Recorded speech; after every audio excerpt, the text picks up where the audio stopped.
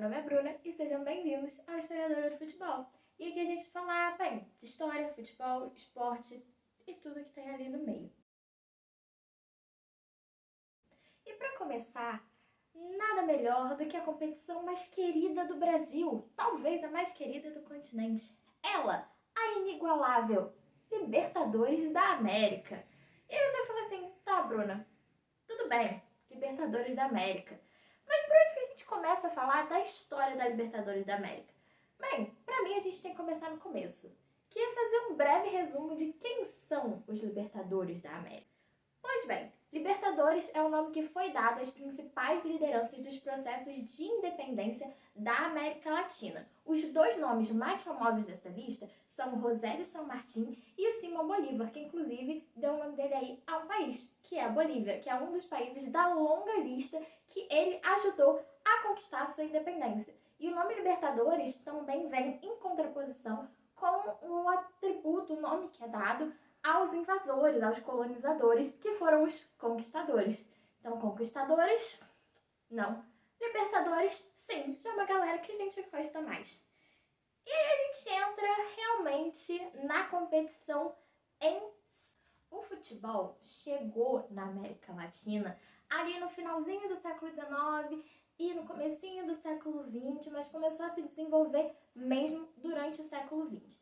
E já lá desde os anos 30, Argentina e Uruguai, que eram os países que tinham mais influência e mais contato comercial com a Inglaterra, que na época tinham os futebols mais desenvolvidos do continente, Argentina e Uruguai, desde a década de 30, tinham o troféu do Rio da Prata, em que competia o campeão argentino e o campeão uruguaio. E esse pode ser considerado aí a primeira competição internacional entre clubes na América Latina oficial, mas o antecedente ali que é considerado o mais concreto como uma pré-Libertadores aconteceu só em 1948 e foi idealizado pelo então presidente do Colo-Colo, Robson Álvares. Ele queria organizar uma Copa dos Campeões em que ele reunisse os principais campeões da América do Sul para concorrer a um troféu e ver quem era o melhor time do continente, não é mesmo? E essa competição foi finalmente organizada ali no finalzinho dos anos 40. Nessa época, não eram todos os países que tinham uma liga nacional, inclusive o Brasil. O Brasil ainda não tinha uma competição com times nacionais, a gente já tinha aí os estaduais. E foi assim então que um time que era o atual campeão de um dos estaduais, o atual campeão carioca, que representou o Brasil nessa Copa dos Campeões, e foi o Vasco, que inclusive ganhou a Copa dos Campeões em 1948. Os outros participantes eram Colo-Colo, River Plate, Nacional, Litoral, que era um campeão da cidade de La Paz, também não tinha ainda uma liga nacional, Emelec, que era campeão da região de Guaias e também não tinha ainda uma liga nacional para competir. E da Copa dos Campeões até o projeto oficial da Libertadores se passaram 10 anos, porque o projeto oficial da Libertadores só foi começar a ser discutido em 1951, quando o então presidente da Conmebol, que era o brasileiro José Ramos de Freitas, convocou representantes de todos os países para uma reunião na Argentina para discutir a próxima Copa América e para discutir uma competição que unisse todos os times do continente. Também em 1948, o João Avelange foi convidado para uma reunião da UEFA e apareceu lá contando sobre esse plano que a Conmebol tinha de fazer uma competição continental aqui. Na época, ela seria chamada Copa dos Campeões da América. E aí o Avelange foi lá falar com o pessoal da UEFA e apresentar também a proposta de se ter um jogo com o campeão da Copa dos Campeões da Europa e o campeão da Copa das Confederações. A louca, muito depois. Com o campeão da Copa dos Campeões da Europa e o campeão da Copa dos Campeões da América Latina, para eles decidirem aí quem realmente era o melhor time do mundo. Mas foi só em 1959 que realmente esses representantes se reuniram e falaram, não, vamos fazer essa competição, agora é para valer. E a partir desse momento, no ano seguinte, 1960, a gente teve a primeira edição da competição, mas ela ainda não era chamada Libertadores. Ela só foi adotar esse nome em 1965, aí realmente para homenagear aqueles Libertadores lá, que a gente deu uma passadinha, fez um resuminho no começo do vídeo, para homenagear os Libertadores da América. E, gente, eu tenho que confessar que eu acho esse nome maravilhoso. É maravilhoso, não é Copa dos Campeões, é Libertadores. Essa primeira edição, que aconteceu em 1960, ela contou com representantes aí já das ligas nacionais de cada país. O Brasil já tinha sua liga nacional. E esses times foram o Bahia, que era o campeão brasileiro, o Jorge Wilstermann, da Bolívia, o Milionários, da Colômbia, o Olímpia, do Paraguai, o Peñarol, do Uruguai e o São Lourenço, da Argentina, junto com a Universidade do Chile. Esses foram todos os competidores da primeira Libertadores, que na época ainda era Copa dos Campeões, mas aqui a gente vai chamar tudo de Libertadores e tá tudo bem, é sobre isso. Nessas primeiras 2 edições, o campeão foi o Peñarol, então o Peñarol é aí o primeiro campeão da Libertadores, ganha esse título, ganha essa camisa pesada até hoje na história da Libertadores. Peñarol, então bicampeão, ele foi derrotado pelo Santos de Pelé em 1962, que foi também o momento que a Libertadores começou a receber mais atenção, até porque com o Santos de Pelé não tinha como a Libertadores não receber mais atenção. Inclusive, o Pelé ficou aí marcado, teve uma performance excelente durante a Libertadores de 1962, e aí o Santos foi campeão e destronou o Peñarol, que teve que esperar mais um pouquinho para comemorar outro título.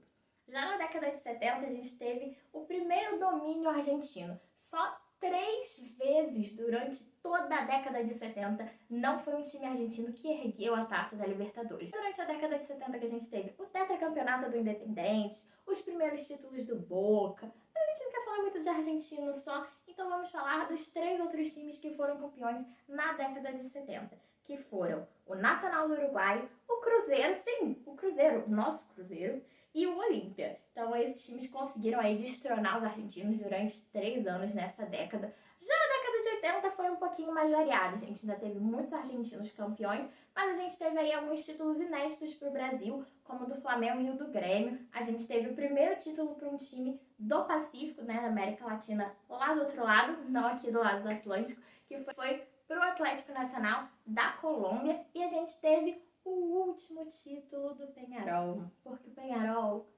é super campeão da Libertadores, mas tem um tempão que não ergue a taça. O último título do clube foi em 1987, mas isso não quer dizer que não seja um grande clube com grande tradição nessa competição que a gente ama. Quem não treme quando chega a fase de grupos e tem o Peñarol lá, ou quando pega o Peñarol no mata-mata? Eu sei que eu tremo.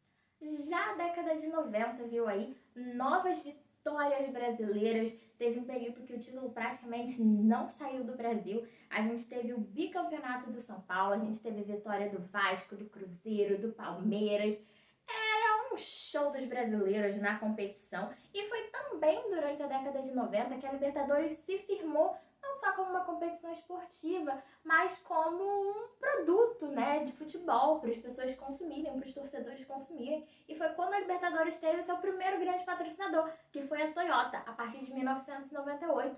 E por um tempo a Libertadores se chamou Copa Toyota Libertadores. Depois, posteriormente, o patrocinador master mudou. A gente sabe que a Libertadores teve várias mudanças em questão de mercado. Vamos mencionar mais algumas delas aqui, que foram mais recentes, mas ali no final da década de 90, anos 2000, era esse primeiro grande patrocínio master da Toyota, que botou o nome ali na competição. Foi durante os anos 2000 que a Conmebol fez uma parceria com a CONCACAF, que é o órgão que gere o futebol ali da América do Norte, e tiveram alguns times mexicanos que participaram da Libertadores por um breve período de tempo, também mostrando que era uma competição que deixou de ser reconhecida só aqui no nosso continente sul-americano, e também contou com times aí do México, mas essa parceria durou pouco. Inclusive, se vocês acham que a Conmebol devia convidar times do México também para a Libertadores, para aumentar a competitividade, me conta aqui, porque eu acho uma temática muito interessante da gente discutir também.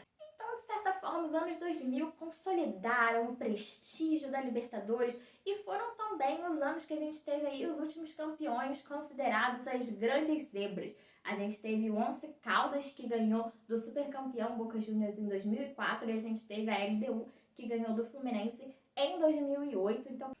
Então foram os últimos times campeões que não eram grandes conhecidos e não são tão conhecidos da competição, principalmente o Once Caldas. A LDU tá sempre ali, mas o Once Caldas, vou confessar, não lembro de ter. Os anos de 2010 vieram com uma nova hegemonia de brasileiros e argentinos.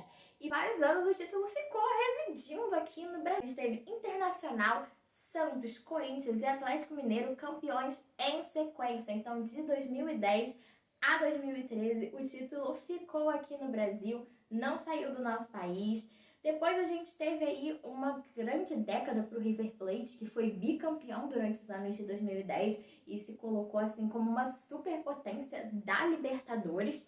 E agora a gente também marcou aí o final da década de 2010 com uma outra mudança que pode ser muito ligada a essa questão mercadológica na Libertadores, que foi a instauração da final única. Antes, a final era disputada em 2 jogos, um na casa de cada um dos participantes da final. E a gente tinha também as finais que não tinham prorrogação e pênalti, então tinha que ser disputado até um terceiro jogo de desempate, mas nunca era um jogo só. A partir de 2019, na final de Lima, que a Libertadores começou a ser disputada em final única e ser produzido um show, uma coisa que espelha muito ali a Liga dos Campeões, mas a final única é bastante polêmica. Tem várias questões sobre isso. Eu, inclusive, fiz um post lá no meu Instagram, então se você não me segue no Instagram, está me conhecendo por aqui, me siga lá no Instagram, @historiadora do futebol. Hoje eu falo um pouquinho sobre a questão da Libertadores e da final única e do preço dos ingressos, mas a gente pode também entrar em detalhes sobre essa questão de final única aqui. É um assunto muito interessante da gente comentar, até porque eu acho que a final única não vai a lugar nenhum. E, curiosamente, a final única pode marcar também o início de uma hegemonia brasileira na Libertadores, porque os últimos 2 campeões foram brasileiros, o Flamengo em 2019 e o Palmeiras em 2020. E agora não tem pra onde correr, porque a final que vai acontecer nesse sábado vai ser entre Flamengo e Palmeiras. Então, necessariamente, um brasileiro vai ser campeão da Libertadores de novo. Então, será que a gente vai ver aí uma hegemonia brasileira tal qual... Então, será que a gente vai ver aí uma hegemonia brasileira tal qual foi a hegemonia argentina nos anos 70? É esperar pra ver, porque essa década tá só começando e tem muita Libertadores pra ser disputada ainda. Se vocês gostaram desse conteúdo, não esqueçam de se inscrever no canal, de comentar aqui embaixo, de me seguir lá no Instagram, @historiadora do futebol. É sempre um prazer estar conversando com vocês e falar de futebol e esporte com vocês, porque é disso que a gente gosta. Tchau!